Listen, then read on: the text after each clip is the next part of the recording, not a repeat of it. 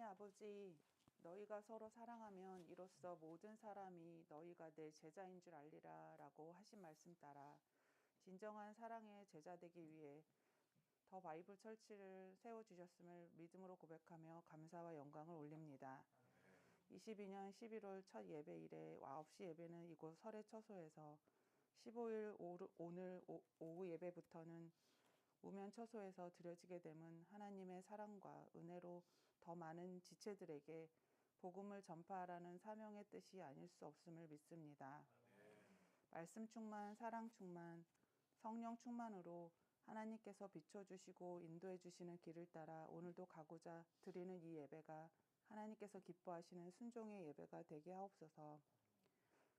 마음을 모두어 주님께로 향하기를 원하오니 받아주옵소서. 사랑과 구원의 하나님, 이 땅의 모든 나라와 민족이 죄악에서 돌이키기를 원합니다. 모든 죄악을 회개하고 하나님의 품으로 돌아오게 하옵소서. 하나님 앞에 예배드리는 민족이 되게 하옵소서. 악은 그 모양이라도 버리게 하사 예수님의 그 이름으로 그 보혈로 구원받게 하옵소서. 주님의 십자가의 사랑, 우리를 구원하시기 위하여 흘리신 보혈의 능력으로 강건하게 하옵소서. 우리의 삶이 내일의 소망을 두고 하나님의 은혜를 맛보아 알게 하옵소서. 주님의 은혜가 가득한 가정과 교회, 나라와 민족이 되게 하옵소서. 아멘. 말씀을 읽고 그 사랑을 전하기로 결단한 우리 더 바이블 처치의 성도님들과 예배드리는 그리스도인들이 먼저 이웃에게 사랑을 베풀며 복음을 전하기를 원합니다. 아멘. 지극히 작은 소자에게 작은 거 하나라도 대접함도 기억하시는 주님을 생각하며 사랑의 나눔과 베품의 삶을 살게 하옵소서. 우리의 삶이 현재만을 위한 삶이 아니라 영원한 천국을 소망하는 사람이 되기를 원합니다. 행함이 있는 믿음이 되게 하여 주시어 세상 사람들에게 본이 되게 하시고 교회인 우리들이 말씀만 읽고 사랑만 하는 것이 궁금하여 찾아오는 손길과 발길들이 많아지게 하시어 주님의 생수, 새 생명을 얻게 하옵소서. 말씀을 통하여 알고 믿고 예배드림이 얼마나 복되고 큰 위로와 기쁨인가를 깨달아 알게 하옵소서. 아멘. 오늘도 말씀을 전하시는 목사님께 성령 충만을 덧입히사 그 말씀으로 하나님의 한없는 사랑을 받고 그 말씀을 생활하는 믿음으로 살아가는 힘과 지혜를 얻게 하옵소서. 우리를 사랑하시고 주님의 축복 가운데 살게 하심을 감사드리며 예수님의 이름으로 기도합니다. 아멘.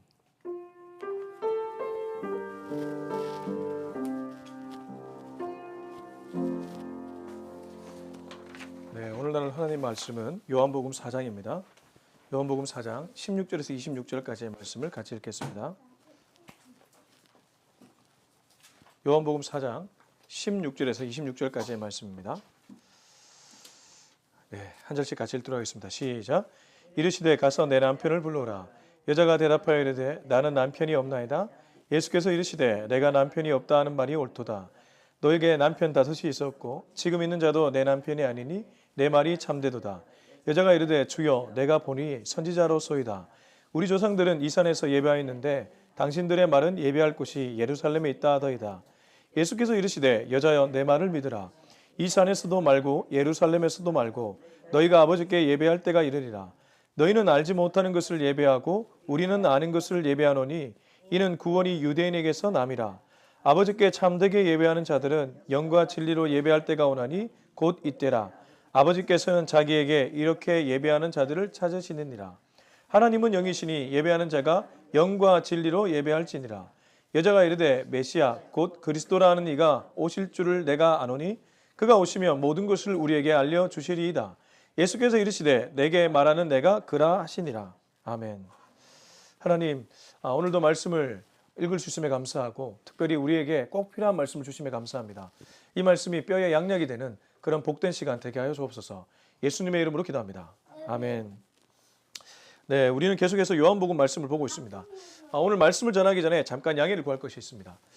오늘은 첫 번째 우면에서 예배드리는 날이기 때문에 제가 같은 본문으로 설교를 하게 될 것 같습니다. 다음에는 좀 차별을 둘까 지금 고민하고 있습니다. 그래서 오늘은 요한복음 4장 16절에서 26절 본문을 가지고 아침에도 예배를 드리고 우면에서 똑같이 같은 본문으로 말씀을 전하겠습니다. 저는 이제 전공을 교육학을 공부를 했습니다. 그러다 보니까 아무래도 교육에 대한 관심이 누구보다 조금 있는 편인데요. 철학자 중에 소크라테스라는 사람을 아실 거예요. 예. 아시죠? 예. 이름은 들어보셨잖아요. 예. 무슨 말로 유명하죠? 너 자신을 알라. 근데 소크라테스가 그 말만 한 사람은 당연히 아니었고 이 사람의 교육 방식이 좀 이제 교육학을 공부한 사람들에게는 좀 알려져 있는데요. 그게 삼파술입니다. 소크라테스의 교육 방식이 삼파술.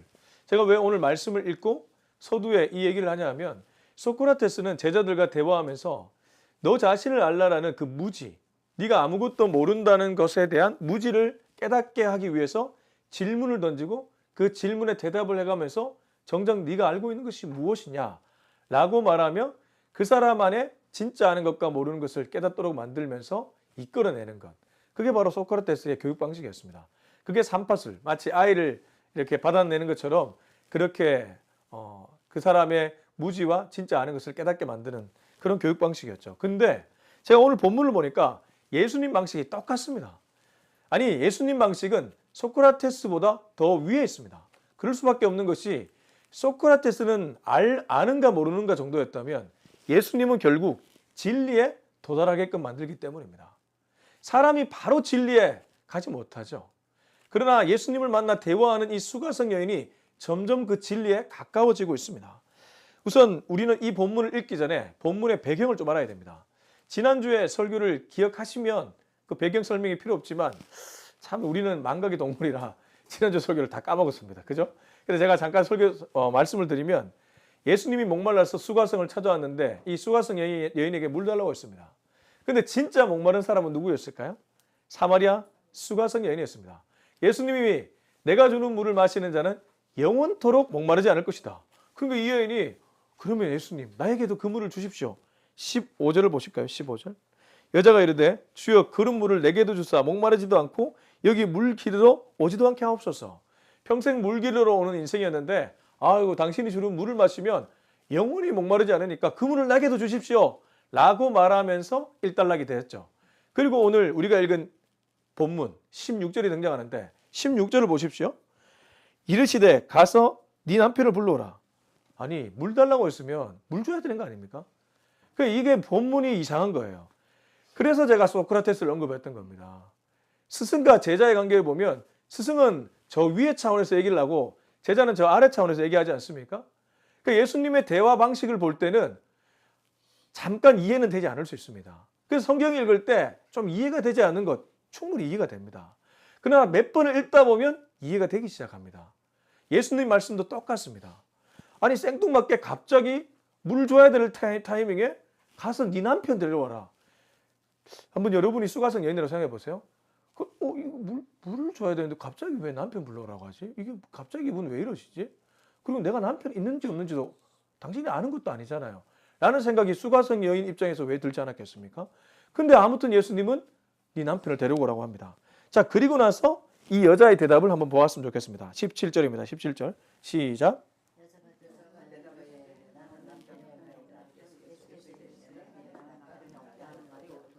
여자도 가관입니다.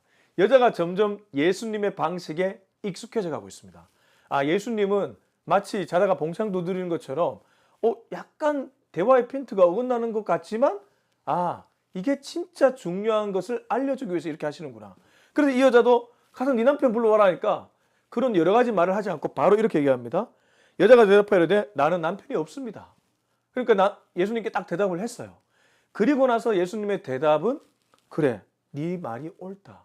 너는 남편이 없다는 네 말이 옳다. 아니 이게 무슨 말일까요?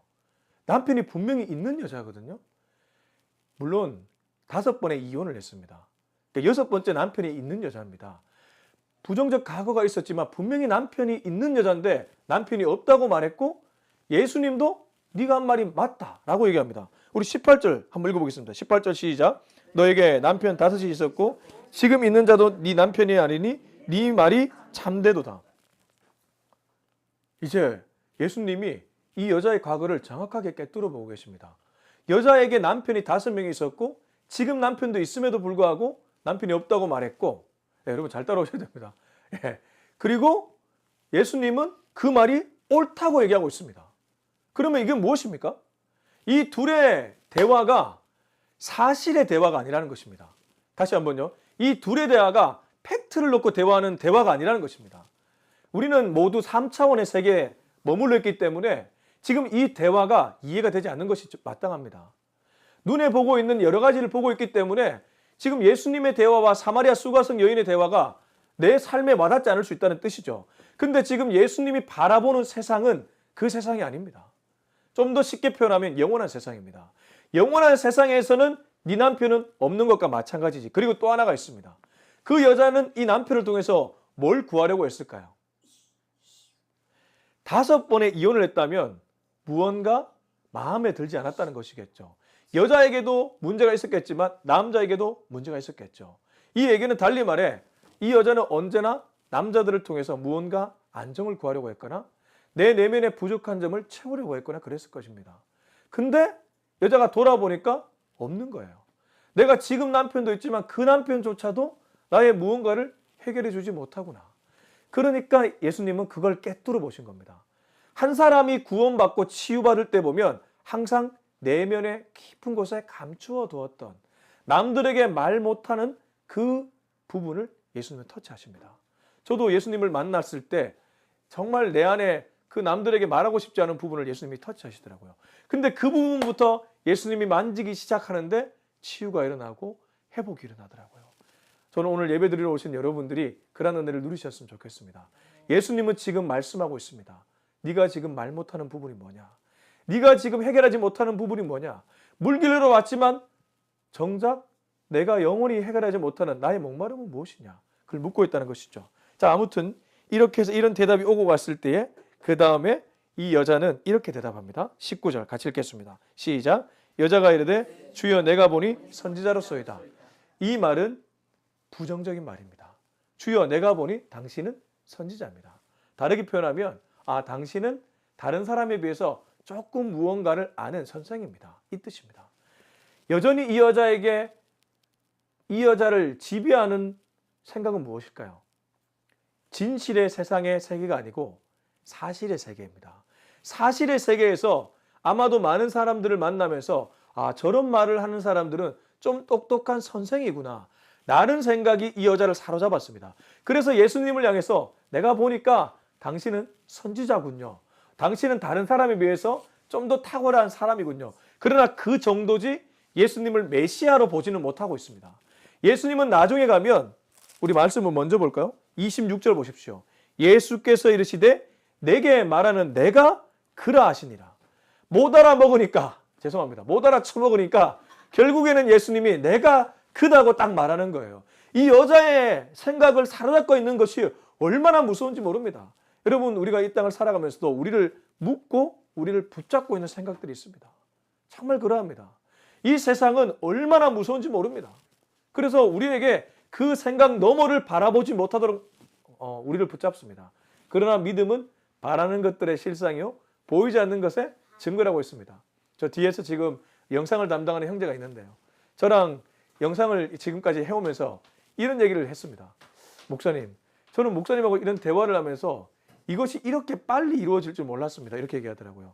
이게 무슨 말이냐 하면 제가 저 형제랑 카페에 가서 도란도란 얘기하면서 우리는 조만간에 초소를 옮겨갈 것이고 옮겨가는 게 초소가 하나 더 생길 것이고 그 초소에서는 이렇게 예배 드리게 될 것이다. 제가 얘기를 했습니다.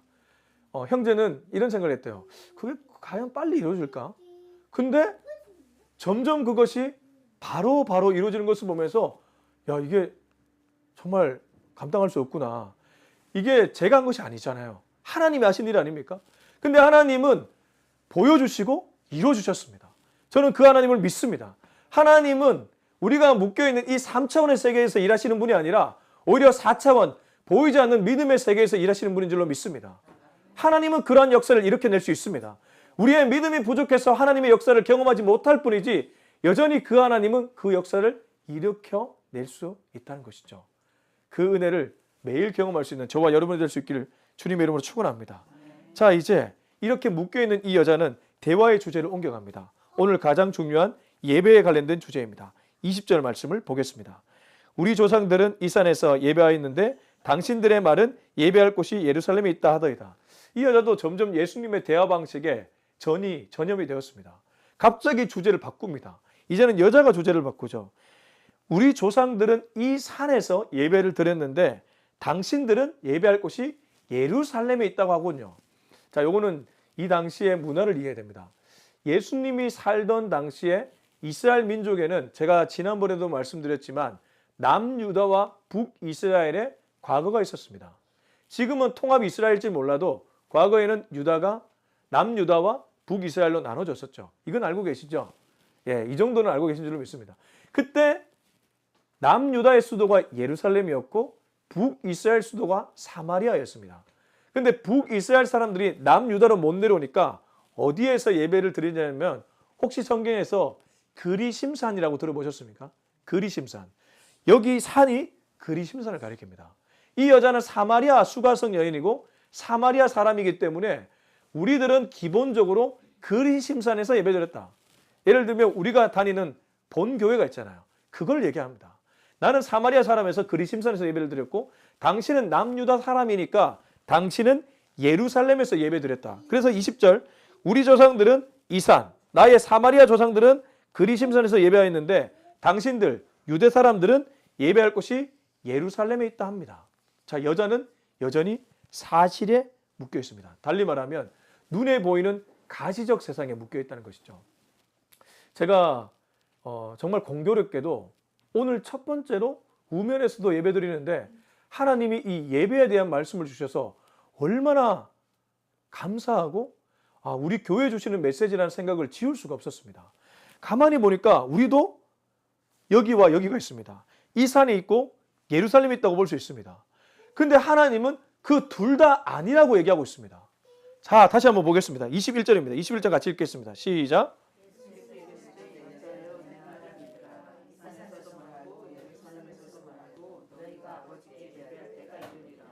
예수님이 여자에게 내 말을 믿으라고 얘기합니다. 여전히 이 여자가 진실의 세상을 보지 못하고 사실에 묶여서 그냥 팩트로만 보고 있는 이 눈으로 얘기하니까 내 말을 진실의 세상을 말하는 내 말을 믿으라고 한 후에 이렇게 얘기합니다. 이 산도 아니고 예루살렘도 아니다. 우리 교회로 치면 설의 마을도 아니고 우면동도 아니라는 것입니다. 아니 우면동에 시작하는데 이게 무슨 말인가? 결국 아니라는 것이에요. 그럼 뭐가 진짜 예배드릴 장소인가? 예수님이 이렇게 얘기합니다. 너희가 아버지께 진짜 예배할 때가 온다. 자, 21절 같이 읽겠습니다. 시작. 너희는 알지 못하는 것을 예배하고 우리는 아는 것을 예배하노니 이는 구원이 유대인에게서 남이라.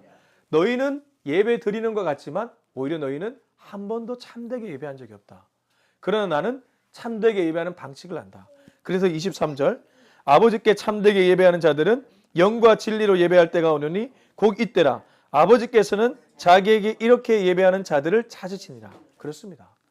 예수님의 얘기의 핵심은 23절과 24절인데 아버지께 참되게 예배하는 자들, 진짜 진실의 세상에서 아버지께 참되게 예배하는 자들은 영과 진리로 예배드린다고 합니다. In spirit, in truth입니다. 영과 진리입니다. 그러면 이 영과 진리가 무엇일까? 저는 이게 그동안 설교를 수많이 들었는데 이해가 잘 되지 않았습니다. 손에 잡히지 않았다는 뜻입니다. 여러분 영과 진리가 잡힙니까? 잡히지 않습니다. 추상의 세계에서 이루어지는 일입니다. 눈에 보이는 교회는 보입니다. 교회에서 예배 드리는 거 보입니다. 찬양 드리는 거 보입니다. 목사님의 말씀 듣는 거 들립니다. 근데 그게 예배가 아니라는 거예요. 제가 여기서 충격을 받았습니다. 우리가 설회에서 예배 드리는 이것 자체가 예배가 아니라 우면에서 예배 드리는 이것 자체가 예배가 아니라 예수님이 우리에게 말하는 것은 영과 진리 안에서 예배 드릴 때 그게 진짜 예배라고 얘기하고 있습니다. 그러면 영과 진리 안에서 예배 드리는 예배가 무엇인가? 손에 잡히지도 않고 내 귀에 진짜 들리지도 않는 이 예배가 무엇인가? 24절이 해답입니다. 24절을 같이 읽겠습니다. 시작. 하나님은 영이시니 예배하는 자가 영과 진리로 예배하니라. 하나님이 영이라는 표현은 하나님은 눈에 보이지 않는다는 뜻입니다. 달리 말하면 우리가 예배 드릴 때 하나님과 우리 사이에 접속이 원래 불가능하다는 뜻입니다. 하나님은 영이라는 표현은 하나님은 보이지 않는 분이라는 뜻이기 때문에 우리가 예배를 아무리 드려도 신과 접속이 안 된다는 뜻이죠. 근데 유일하게 신에게 접속할 수 있는 길을 예수님이 얘기하고 있습니다. 그게 영과 진리입니다. 영과 진리 안에서 예배 드리면 신으로 나아갈 수 있다고 하고 그게 진짜 예배라는 것이죠. 그러면 이 말씀을 우리 삶에 적용하면 우리는 단 한 번도 예배다운 예배를 못 드렸을 수도 있습니다. 어느 교회를 가서 그 교회 찬양이 뜨겁고 말씀이 좋고 그래서 예배를 드렸다고 혼자 착각할 수 있다는 뜻입니다. 진짜 예배는 그게 아니라 예수님을 통과할 때 그게 진짜 예배라는 것입니다. 오늘 영과 진리는 사실 예수님의 영과 예수님의 진리를 얘기합니다. 그래서 예수님이 지금 말하는 예배는 네가 그리심산에서 예배드렸던 그 예배가 진짜 예배가 아니고 남유다 사람들이 예루살렘에서 드렸던 그 예배가 진짜가 아니고 네가 나를 통과해야지 진짜 예배를 드릴 수 있게 됩니다. 네가 나를 통과해야지만 하나님께 갈 수 있게 된다. 그게 정말 하나님께 나아가는 유일한 길이라고 얘기하는 것이죠. 근데 여전히 여자는 그렇게 이해하지 못하고 25절에 이렇게 얘기합니다. 25절 같이 읽겠습니다. 시작. 여자가 이르되 메시아 곧 그리스도라 하는 이가 오실 줄을 내가 아노니 그가 오시면 모든 것을 우리에게 알려주시리이다. 여자도 눈치는 챘습니다. 메시아가 오면 그런 예배 가능하겠죠. 그리스도라 하는 사람, 구약에서 약속한 그 사람이 오면 그런 예배가 가능하겠죠. 그러나 우리가 사는 시대에는 여전히 우리는 보이는 장소에서 예배드립니다. 그때 예수님이 못 알아쳐먹는 여자에게 마지막으로 26절 말씀했던 것입니다. 예수께서 이르시되 얘야 너에게 말하는 지금 내가 그다. 내가 너에게 진짜 예배를 줄 수 있는 사람이다. 여러분 어떻습니까?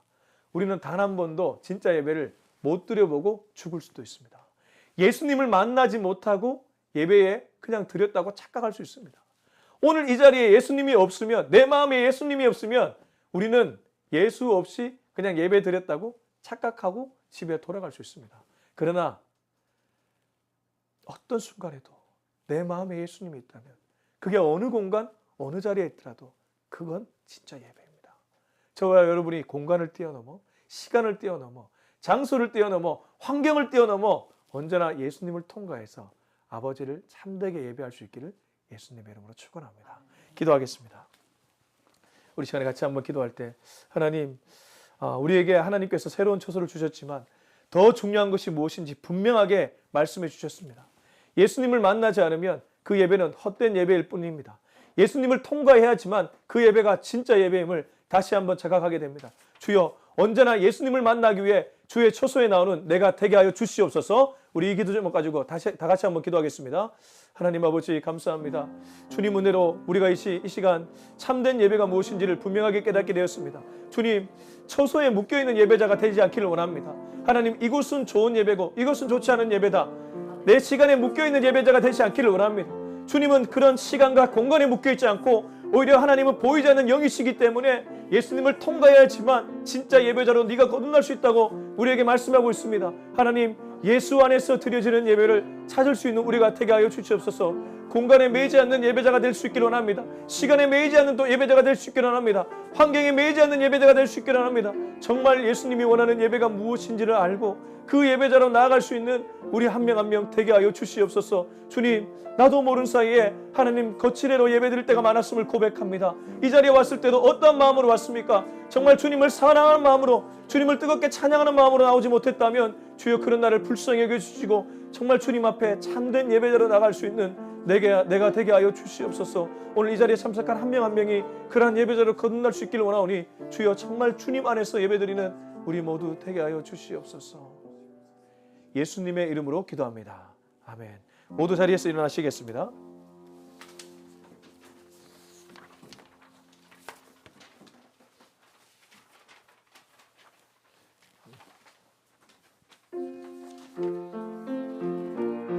자, 우리 이 찬양 들을 때 예수님을 깊이 생각하면서 이 찬양 함께 올려드리겠습니다.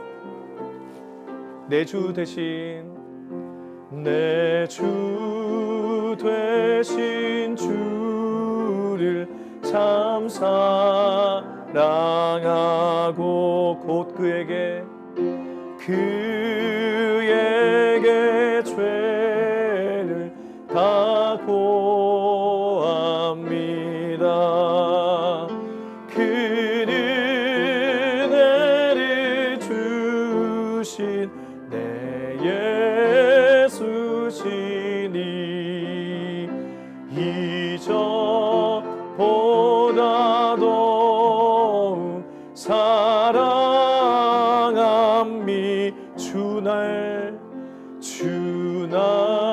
날 사랑하사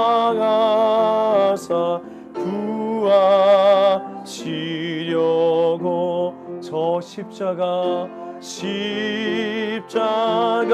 고난 당하셨도다.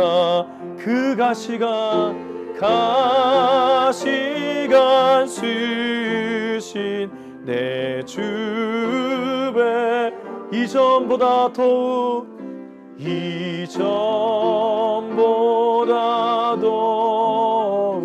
사랑. 우리 마지막 4절입니다. 그 영광의 나라 나 들어가 그 풍성한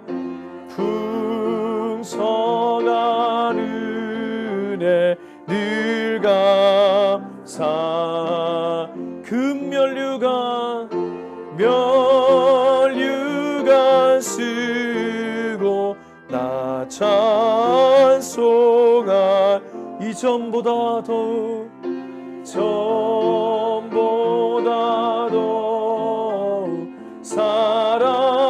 이전보다 더욱 사랑합니다. 이전보다 더욱 사랑합니다.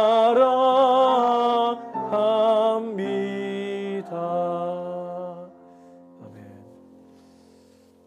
이제는 우리 주 예수 그리스도의 은혜와 하나님의 다함없는 사랑과 성령의 그 기름 부으심의 역사가 오늘 예배에 대한 이 놀라운 메시지를 듣고 평생토록 우리 주님 안에서 참된 예배자로 살기를 다짐하는 우리 모두의 머리 위에 지금부터 영원토록 함께하기를 간절히 축원하옵나이다. 아멘.